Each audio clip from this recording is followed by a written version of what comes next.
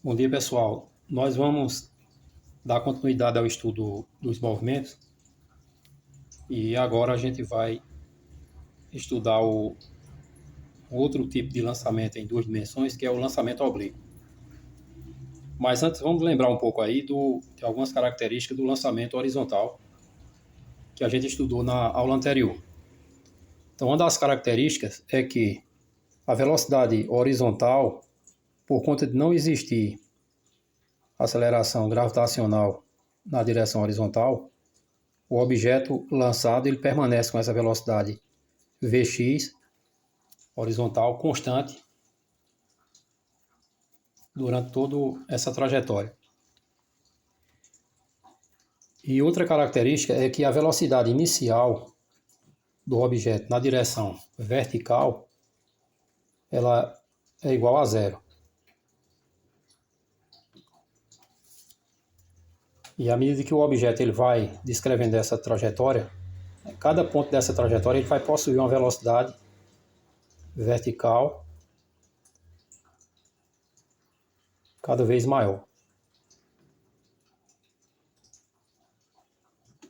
E a gente viu que essa velocidade vertical ela muda conforme essa equação aqui, com umas pequenas diferenças, já que a velocidade inicial ela é zero, então a velocidade vertical em algum instante qualquer ao longo dessa trajetória vai ser dado por menos a gravidade vezes o tempo, já que essa aceleração aqui a gente tem o valor constante aproximadamente aí de 10 metros por segundo ao quadrado. Então com essa equação a gente determina a velocidade da partícula lançada horizontalmente em qualquer ponto dessa trajetória. Nós vimos também como calcular o alcance máximo que essa partícula tem ao ser lançada dessa posição aqui, considerando que ela tem sua projeção como se fosse a sombra nesse ponto. Quando ela toca ao solo, a gente tem uma distância horizontal perpendicular aqui à direção vertical do ponto de lançamento, e essa equação para calcular esse alcance máximo é dado pela velocidade horizontal vezes o tempo. E nós derivamos essa equação lá do estudo do movimento retilíneo uniforme, que diz que a distância percorrida, que a gente chamou de ΔS, é igual à velocidade vezes o intervalo de tempo gasto para percorrer essa distância ΔS. E outra coisa que a gente pode calcular também é quanto tempo o objeto leva para atingir o solo. E a gente viu que esse tempo está nessa equação aqui.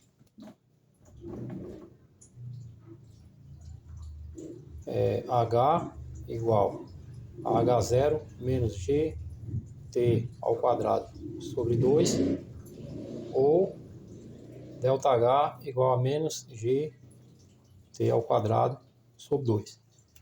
Que é só passar o H0 para o lado esquerdo, no caso seria H menos H0, e esse H menos H0 é exatamente variação de altura.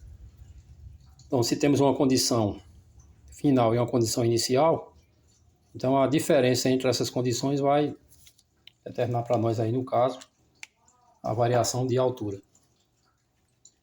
Então, com essa última equação aí que eu coloquei, a gente pode calcular a altura do objeto em qualquer instante que a gente queira, e podemos calcular o tempo que esse objeto ele gasta para se deslocar desse ponto de lançamento até tocar o solo. Aí vamos ver agora algumas semelhanças que esse lançamento horizontal ele apresenta com o lançamento que a gente vai estudar agora, que é o lançamento oblíquo. Então, conforme vocês podem observar aí na figura, A gente tem um vetor aí que a gente vai chamar de velocidade. E existe aí uma velocidade inicial que a gente está chamando de V0. E esse vetor V0, ele tem uma certa direção, indicando a direção do lançamento. Se a gente tivesse aqui um ângulo 90 graus, a partir daqui, se a gente abrir mais esse ângulo até 90 graus, nós teríamos aí um lançamento vertical. E se a gente fechar esse ângulo até aqui, então nesse caso, nós já teríamos um movimento horizontal. Então de início a gente vai deduzir aqui, ou concluir, conforme a gente viu na aula de vetores, que esse vetor inclinado, com esse ângulo θ, ele possui uma projeção horizontal, um comprimento, como se fosse uma sombra dele projetada a partir desse ponto, da extremidade do vetor. E a gente vai chamar esse vetor de Vx. E esse Vx a gente já aprendeu lá da aula de vetores, que ele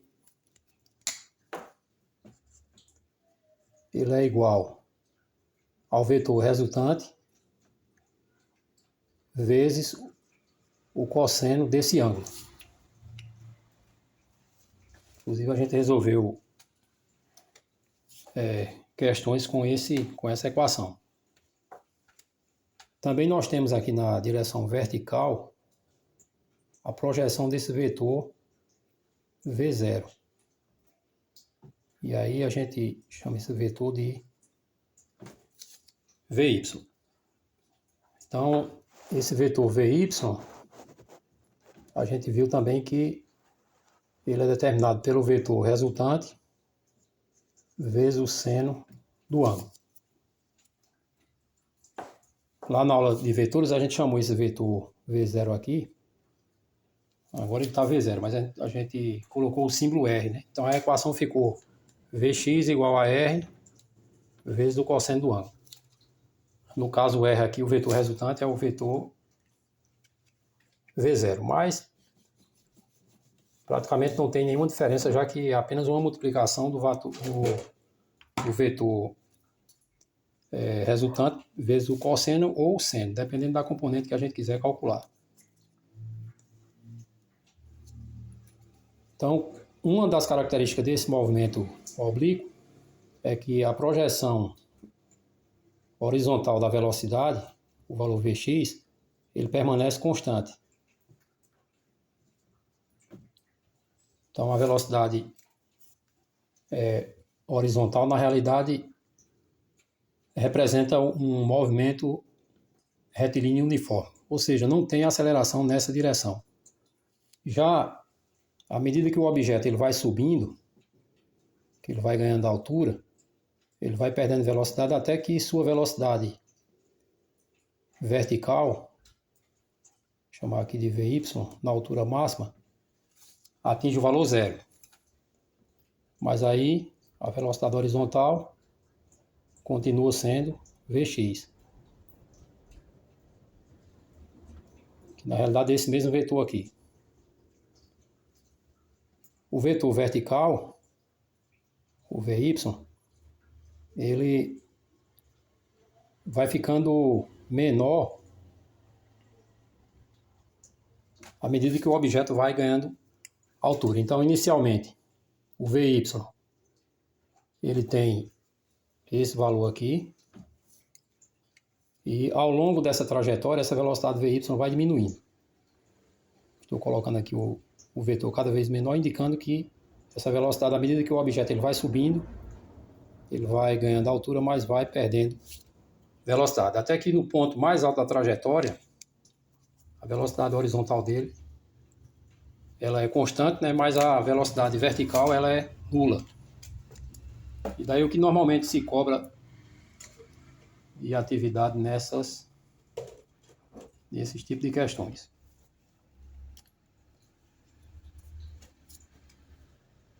Uma delas é quanto tempo o objeto leva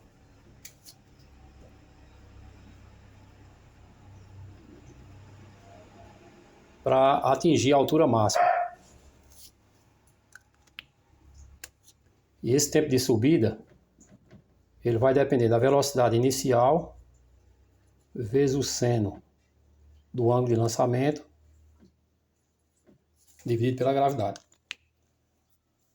E o tempo de subida ele vai ser igual ao tempo de descida. Por exemplo, se o objeto ele daqui, de onde ele foi lançado, até o ponto aqui onde ele atinge a altura máxima, ele levar 4 segundos subindo, então ele vai levar também 4 segundos descendo. Então o tempo de subida é igual ao tempo de descida. Isso nos leva a concluir que o tempo de permanência no ar vai ser o dobro do tempo de subida. Então posso chamar aqui de TS, ou no caso TP, tempo de permanência no ar, ele é igual a 2 vezes o tempo de subida. Ou seja, eu calculando aqui o T, multiplicando por 2, eu tenho aí o tempo de subida, ou o tempo de permanência no ar. Outra variável que a gente pode calcular, outra grandeza dentro do estudo desse movimento, é o alcance máximo que esse objeto atinge. Seria essa distância aqui. A gente pode chamar de x. Então esse alcance máximo, ele é definido por 2 vezes a velocidade de lançamento vezes o cosseno do ângulo de lançamento vezes o tempo de subida.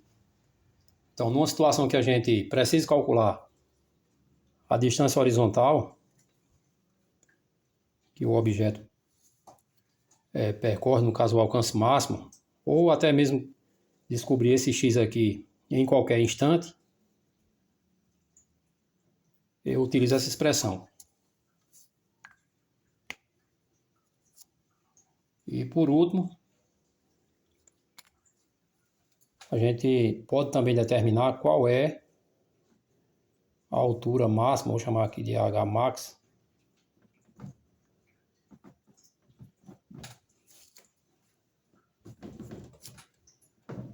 a altura máxima vai ser dada pelo quadrado da velocidade vezes o seno do ângulo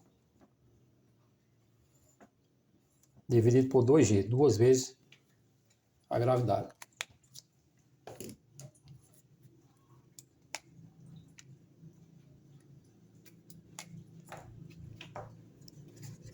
Dá uma clareada mais nisso aqui. Então a altura máxima, essa aqui está pior.